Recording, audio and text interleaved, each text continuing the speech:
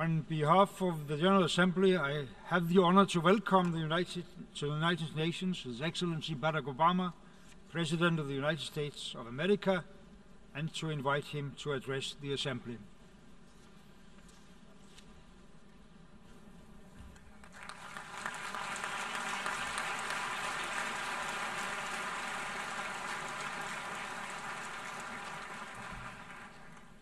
Mr. President, Mr. Secretary General, fellow delegates, ladies and gentlemen.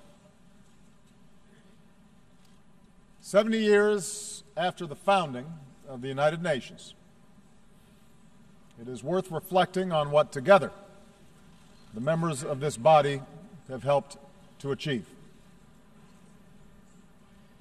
Out of the ashes of the Second World War, having witnessed the unthinkable power of the atomic age, the United States has worked with many nations in this assembly to prevent a third world war by forging alliances with old adversaries, by supporting the steady emergence of strong democracies accountable to their people instead of any foreign power, and by building an international system that imposes a cost on those who choose conflict over cooperation, an order that recognizes the dignity and equal worth of all people. That is the work of 7 decades. That is the ideal that this body, at its best, has pursued. Of course, there have been too many times when, collectively, we have fallen short of these ideals. Over 7 decades, terrible conflicts have claimed untold victims. But we have pressed forward, slowly, steadily, to make a system of international rules and norms that are better and stronger and more consistent. It is this international order that is underwritten, unparalleled advances in human liberty and prosperity. It is this collective endeavor that's brought about diplomatic cooperation between the world's major powers and buttressed a global economy that has lifted more than 1 billion people from poverty. It is these international principles that have helped constrain bigger countries from imposing our will on smaller ones and advance the emergence of democracy and development and individual liberty on every continent. This progress is real.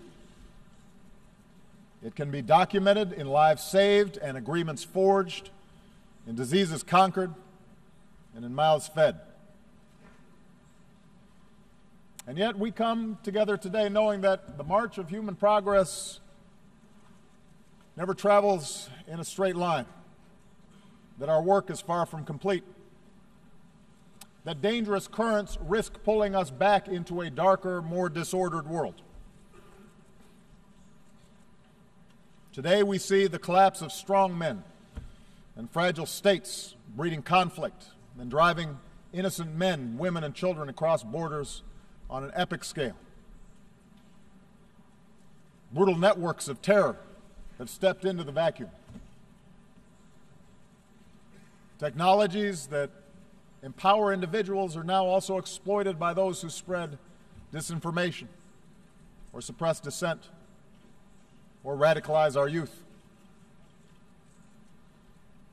Global capital flows have powered growth and investment, but also increased risk of contagion, weakened the bargaining power of workers, and accelerated inequality. How should we respond to these trends? There are those who argue that the ideals enshrined in the UN Charter are unachievable or out of date, a legacy of a post-war era not suited to our own. Effectively, they argue for a return to the rules that applied for most of human history and that predate this institution. The belief that power is a zero-sum game, that might makes right, that strong states must impose their will on weaker ones, that the rights of individuals don't matter, and that in a time of rapid change, order must be imposed by force.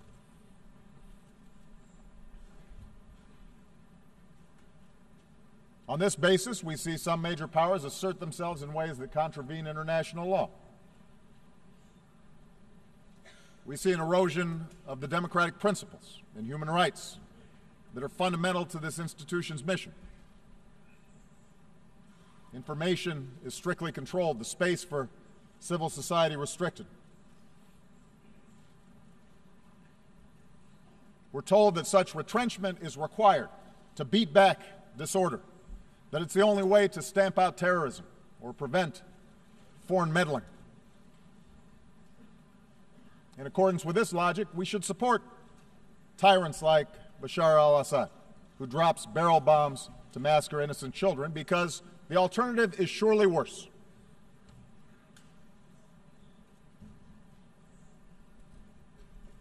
The increasing skepticism of our international order can also be found in the most advanced democracies. We see greater polarization, more frequent gridlock, movements on the far right and sometimes the left that insist on stopping the trade that binds our fates to other nations, calling for the building of walls to keep out immigrants. And most ominously, we see the fears of ordinary people being exploited through appeals to sectarianism, or tribalism, or racism, or anti-Semitism. Appeals to a glorious past before the body politic was infected by those who look different or worship God differently. A politics of us versus them. The United States is not immune from this. Even as our economy is growing and our troops have largely returned from Iraq and Afghanistan, we see in our debates about America's role in the world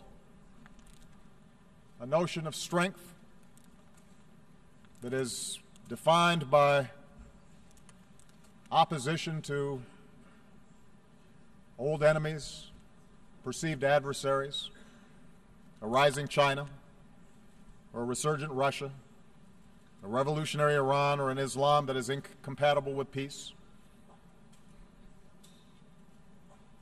We see an argument made that the only strength that matters for the United States is bellicose words and shows of military force, that cooperation and diplomacy will not work. As President of the United States, I am mindful of the dangers that we face. They cross my desk every morning. I lead the strongest military that the world has ever known, and I will never hesitate to protect my country or our allies unilaterally and by force where necessary. But I stand before you today believing in my core that we, the nations of the world, cannot return to the old ways of conflict and coercion. We cannot look backwards. We live in an integrated world, one in which we all have a stake in each other's success. We cannot turn back those forces of integration. No nation in this assembly can insulate itself from the threat of terrorism or the risk of financial contagion, the flow of migrants, or the danger of a warming planet. The disorder we see is not driven solely by competition between nations or any single ideology. And if we cannot work together more effectively we will all suffer the consequences. That is true for the United States as well. No matter how powerful our military, how strong our economy, we understand the United States cannot solve the world's problems alone. In Iraq, the United States learned the hard lesson that even hundreds of thousands of brave, effective troops, trillions of dollars from our treasury, cannot by itself impose stability on a foreign land. Unless we work with other nations under the mantle of international norms and principles and law that offer legitimacy to our efforts, we will not succeed. And unless we work together to defeat the ideas that drive different communities in a country like Iraq into conflict, any order that our militaries can impose will be temporary.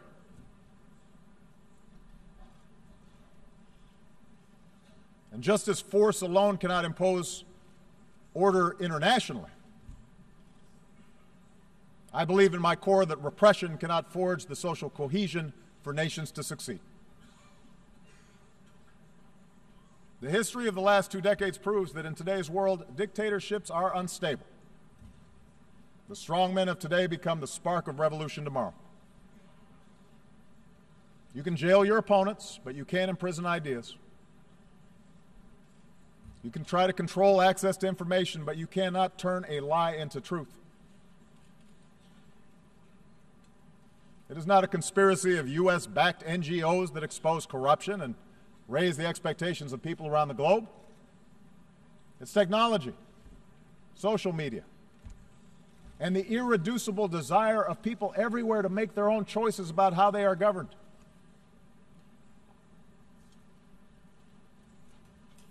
Indeed, I believe that in today's world, the measure of strength is no longer defined by the control of territory. Lasting prosperity does not come solely from the ability to access and extract raw materials. The strength of nations depends on the success of their people, their knowledge, their innovation, their imagination, their creativity, their drive, their opportunity, and that in turn depends on individual rights and good governance and personal security. Internal repression and foreign aggression are both symptoms of the failure to provide this foundation. The politics of solidarity that depend on demonizing others, that draws on religious sectarianism or narrow tribalism or jingoism, may at times look like strength in the moment, but over time its weakness will be exposed. And history tells us that the dark forces unleashed by this type of politics surely makes all of us less secure. Our world has been there before. We gain nothing from going back.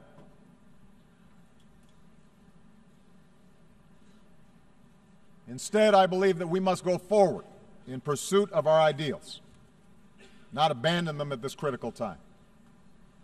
We must give expression to our best hopes, not our deepest fears.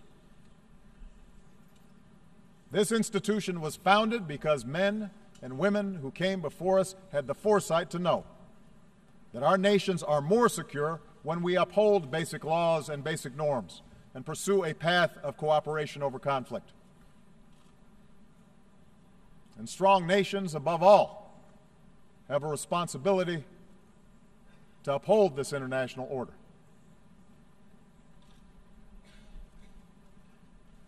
Let me give you a concrete example. After I took office, I made clear that one of the principal achievements of this body, the nuclear non-proliferation regime, was endangered by Iran's violation of the NPT. On that basis, the Security Council tightened sanctions on the Iranian government, and many nations joined us to enforce them. Together we showed that laws and agreements mean something. But we also understood that the goal of sanctions was not simply to punish Iran. Our objective was to test whether Iran could change course, accept constraints, and allow the world to verify that its nuclear program will be peaceful. For 2 years, the United States and our partners, including Russia, including China, stuck together in complex negotiations. The result is a lasting, comprehensive deal that prevents Iran from obtaining a nuclear weapon while allowing it to access peaceful energy. And if this deal is fully implemented, the prohibition on nuclear weapons is strengthened, a potential war is averted, our world is safer. That is the strength of the international system when it works the way it should. That same fidelity to international order guides our responses to other challenges around the world. Consider Russia's annexation of Crimea and further aggression in eastern Ukraine. America has few economic interests in Ukraine. We recognize the deep and complex history between Russia and Ukraine. But we cannot stand by when the sovereignty and territorial integrity of a nation is flagrantly violated. If that happens without consequence in Ukraine, it could happen to any nation gathered here today. That's the basis of the sanctions that the United States and our partners impose on Russia. It's not a desire to return to a Cold War. Now, within Russia, state-controlled media may describe these events as an example of a resurgent Russia. A view shared, by the way, by a number of U.S. politicians and commentators who have always been deeply skeptical of Russia and seem to be convinced a new Cold War is, in fact, upon us. And yet, look at the results. The Ukrainian people are more interested than ever in aligning with Europe instead of Russia. Sanctions have led to capital flight, a contracting economy, a fall in ruble, and the emigration of more educated Russians. Imagine if instead Russia had engaged in true diplomacy and worked with Ukraine and the international community to ensure its interests were protected. That would be better for Ukraine, but also better for Russia and better for the world, which is why we continue to press for this crisis to be resolved in a way that allows a sovereign and democratic Ukraine to determine its future and control its territory. Not because we want to isolate Russia, we don't, but because we want a strong Russia that's invested in working with us to strengthen the international system as a whole.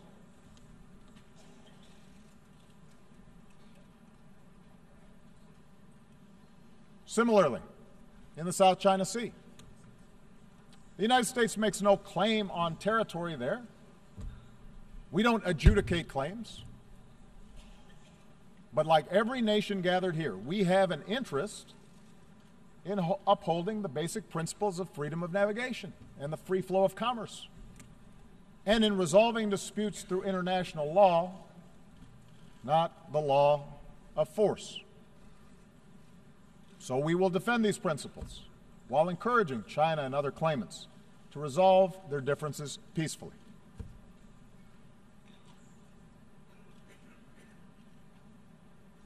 I say this recognizing that diplomacy is hard, that the outcomes are sometimes unsatisfying, that it's rarely politically popular.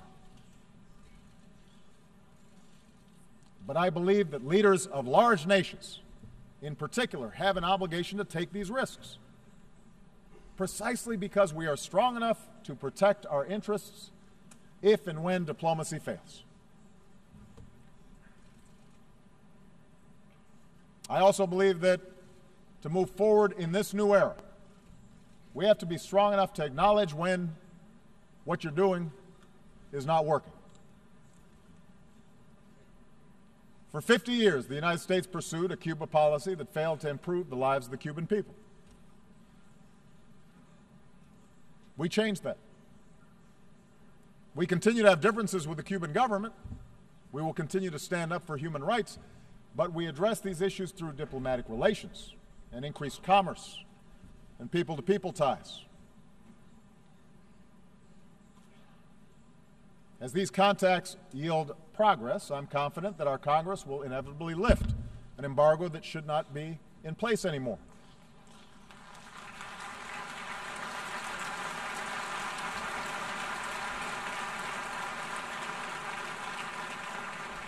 Change won't come overnight to Cuba, but I'm confident that openness, not coercion, will support the reforms and better the life the Cuban people deserve. Just as I believe that Cuba will find its success if it pursues cooperation with other nations.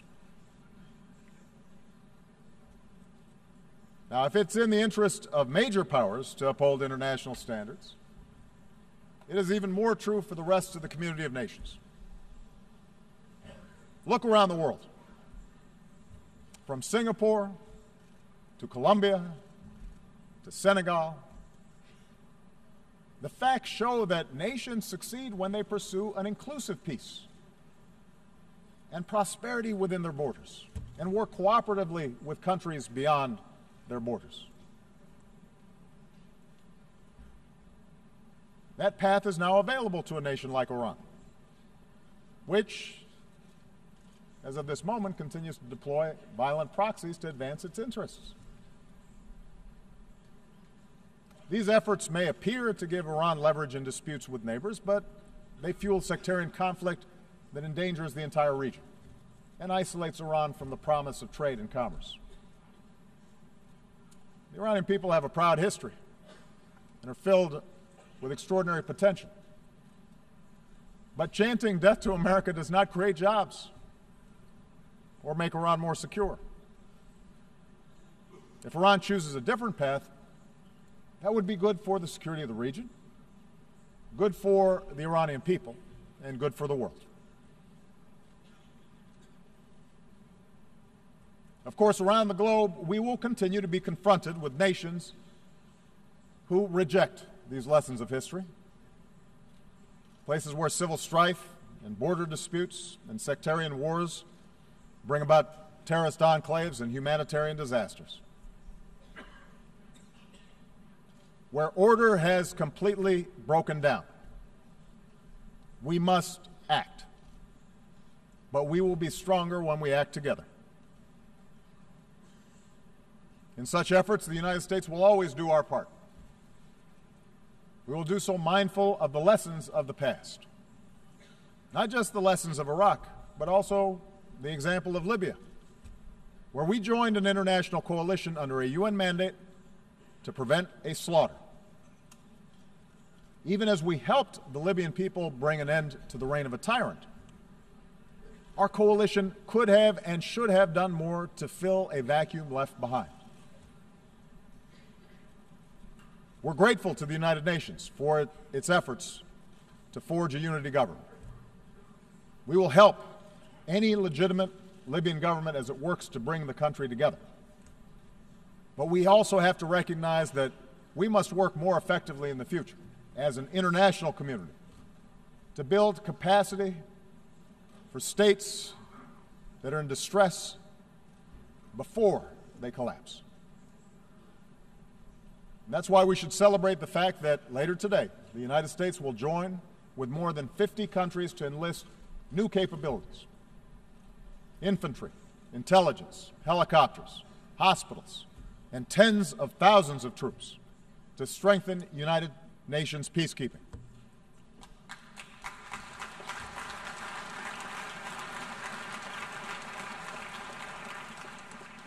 These new capabilities can prevent mass killing and ensure that peace agreements are more than words on paper. But we have to do it together. Together, we must strengthen our collective capacity to establish security where order has broken down and to support those who seek a just and lasting peace.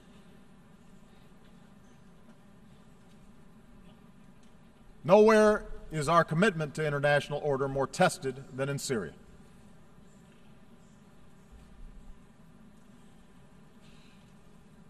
When a dictator slaughters tens of thousands of his own people, that is not just a matter of one nation's internal affairs. It breeds human suffering on an order of magnitude that affects us all. Likewise, when a terrorist group beheads captives, slaughters the innocent, and enslaves women, it's not a single nation's national security problem. That is an assault on all our humanity.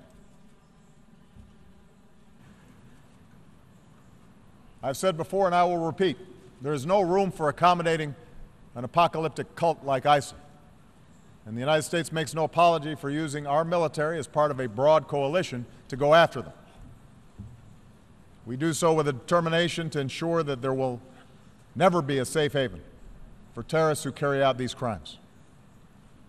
And we have demonstrated over more than a decade of relentless pursuit of al-Qaeda. We will not be outlasted by extremists. But while military power is necessary, it is not sufficient to resolve the situation in Syria. Lasting stability can only take hold when the people of Syria forge an agreement to live together peacefully. The United States is prepared to work with any nation, including Russia and Iran, to resolve the conflict. But we must recognize that there cannot be, after so much bloodshed, so much carnage, a return to the pre-war status quo. Let's remember how this started. Assad reacted to peaceful protests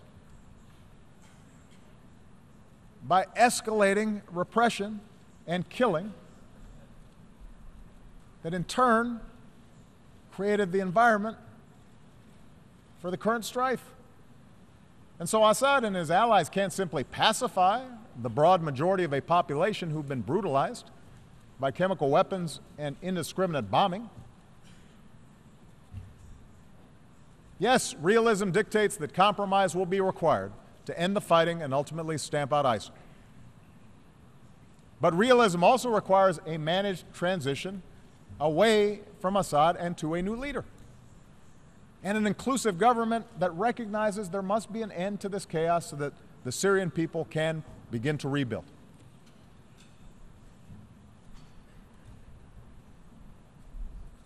We know that ISIL, which emerged out of the chaos of Iraq and Syria, depends on perpetual war to survive. But we also know that they gain adherents because of a poisonous ideology. So part of our job together is to work to reject such extremism that infects too many of our young people. Part of that effort must be a continued rejection by Muslims of those who distort Islam to preach intolerance and promote violence. And it must also involve a rejection by non-Muslims of the ignorance that equates Islam with terror.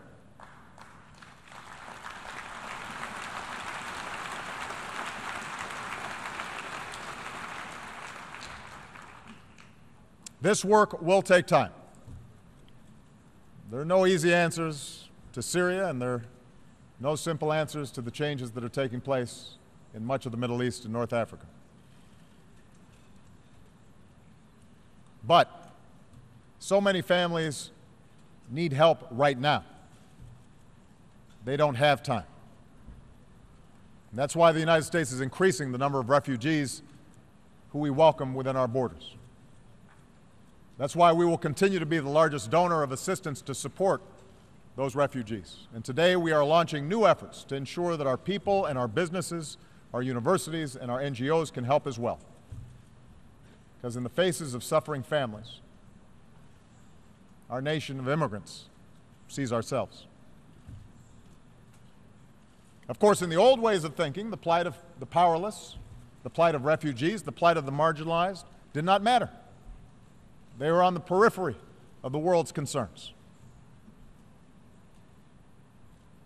Today, our concern for them is driven not just by conscience, but should also be driven by self-interest. For helping people who've been pushed to the margins of our world is not mere charity. It is a matter of collective security. And the purpose of this institution is not merely to avoid conflict, it is to galvanize the collective action that makes life better on this planet. The commitments we've made to the Sustainable Development Goals speak to this truth. I believe that capitalism has been the greater creator of wealth and opportunity that the world has ever known. But from big cities to rural villages around the world, we also know that prosperity is still cruelly out of reach for too many. As His Holiness, Pope Francis, reminds us, we are stronger when we value the least among these and see them as equal in dignity to ourselves and our sons and our daughters. We can roll back preventable disease and end the scourge of HIV/AIDS. We can stamp out pandemics that recognize no borders. That work may not be on television right now, but as we demonstrated in reversing the spread of Ebola, it can save more lives than anything else we can do. Together, we can eradicate extreme poverty and erase barriers to opportunity. But this requires a sustained commitment to our people, so farmers can feed more people, so entrepreneurs can start a business without paying a bribe, so young people have the skills they need to succeed in this modern knowledge-based economy. We can promote growth through trade that meets a higher standard. And that's what we're doing through the Trans-Pacific Partnership, a trade agreement that encompasses nearly 40% of the global economy. An agreement that will open markets while protecting the rights of workers and protecting the environment that enables development to be sustained. We can roll back the pollution that we put in our skies and help economies lift people out of poverty without condemning our children to the ravages of an ever-warming climate. The same ingenuity that produced the industrial age and the computer age allows us to harness the potential of clean energy. No country can escape the ravages of climate change. And there's no stronger sign of leadership than putting future generations first. The United States will work with every nation that is willing to do its part so that we can come together in Paris to decisively confront this challenge.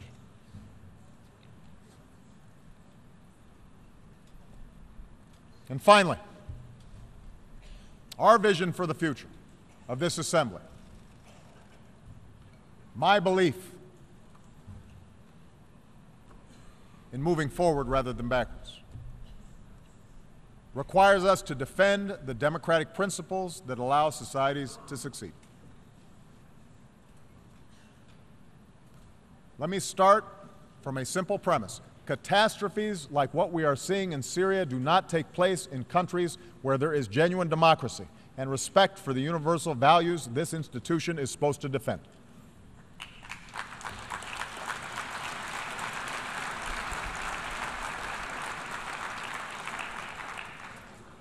I recognize that democracy is going to take different forms in different parts of the world. The very idea of a people governing themselves depends upon government giving expression to their unique culture, their unique history, their unique experiences. But some universal truths are self-evident. No person wants to be imprisoned for peaceful worship. No woman should ever be abused with impunity, or a girl barred from going to school. The freedom to peacefully petition those in power without fear of arbitrary laws. These are not ideas of one country or one culture. They are fundamental to human progress. They are a cornerstone of this institution. I realize that in many parts of the world there's a different view, a belief that strong leadership must tolerate no dissent. I hear it not only from America's adversaries, but privately at least I also hear it from some of our friends. I disagree. I believe a government that suppresses peaceful dissent is not showing strength, it is showing weakness, and it is showing fear. History shows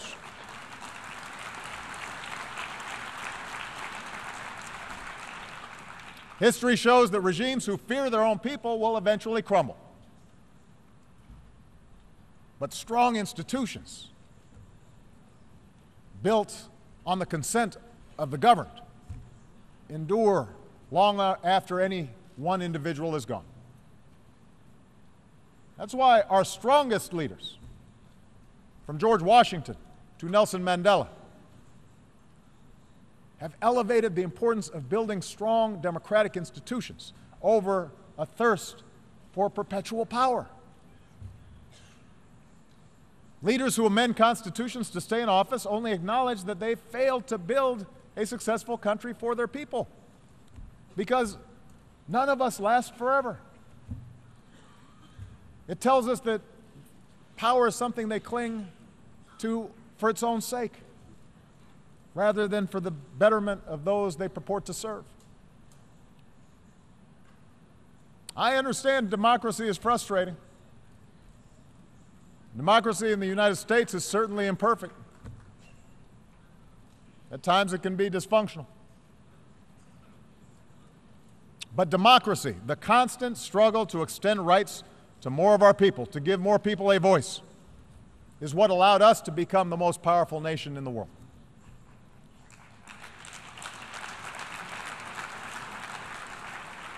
It's not simply a matter of principle. It's not an abstraction. Democracy, inclusive democracy, makes countries stronger. When opposition parties can seek power peacefully through the ballot, a country draws upon new ideas. When a free media can inform the public, corruption and abuse are exposed and can be rooted out. When civil society thrives, communities can solve problems that governments cannot necessarily solve alone. When immigrants are welcomed, countries are more productive and more vibrant. When girls can go to school and get a job and pursue unlimited opportunity, that's when a country realizes its full potential.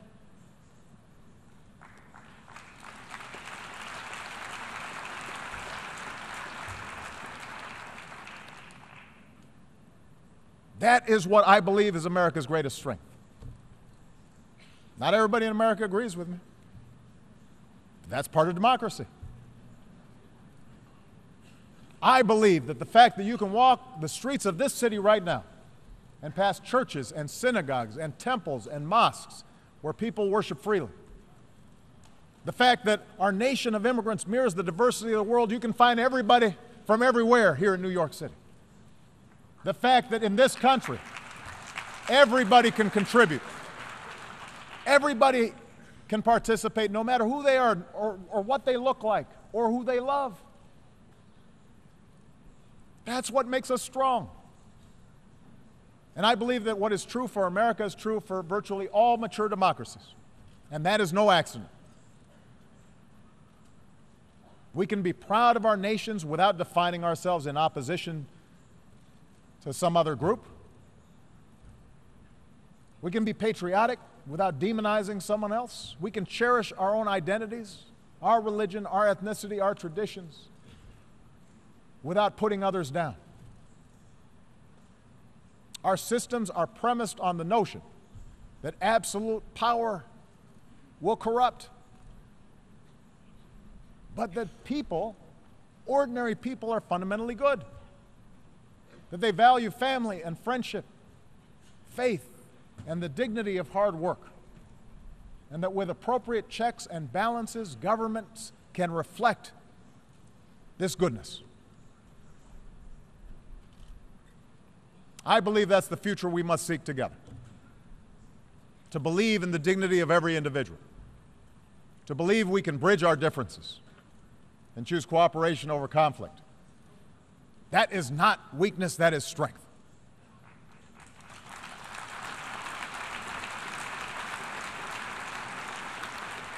It is a practical necessity in this interconnected world.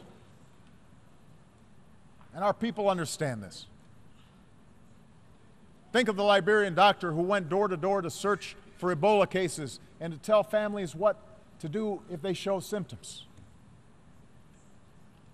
Think of the Iranian shopkeeper who said after the nuclear deal, God willing, now we'll be able to offer many more goods at better prices. Think of the Americans who lowered the flag over our embassy in Havana in 1961, the year I was born, and returned this summer to raise that flag back up.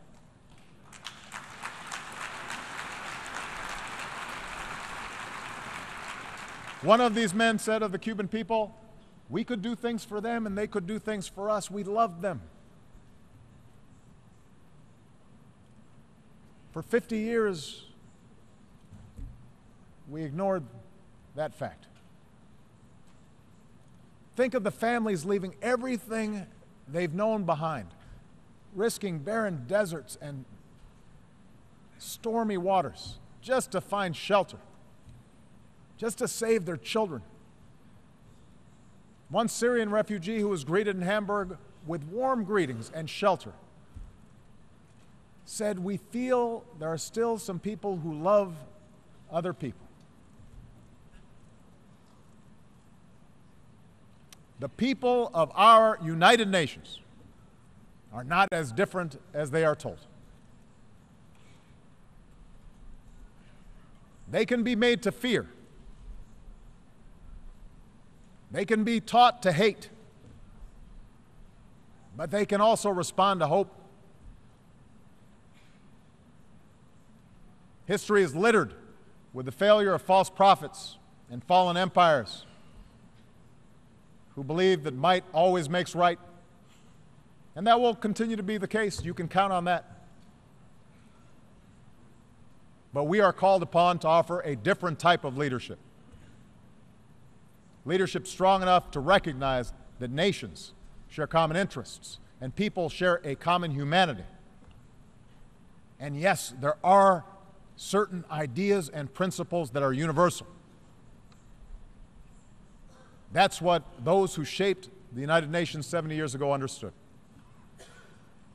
Let us carry forward that faith into the future, for it is the only way we can assure that future will be brighter for my children and for yours.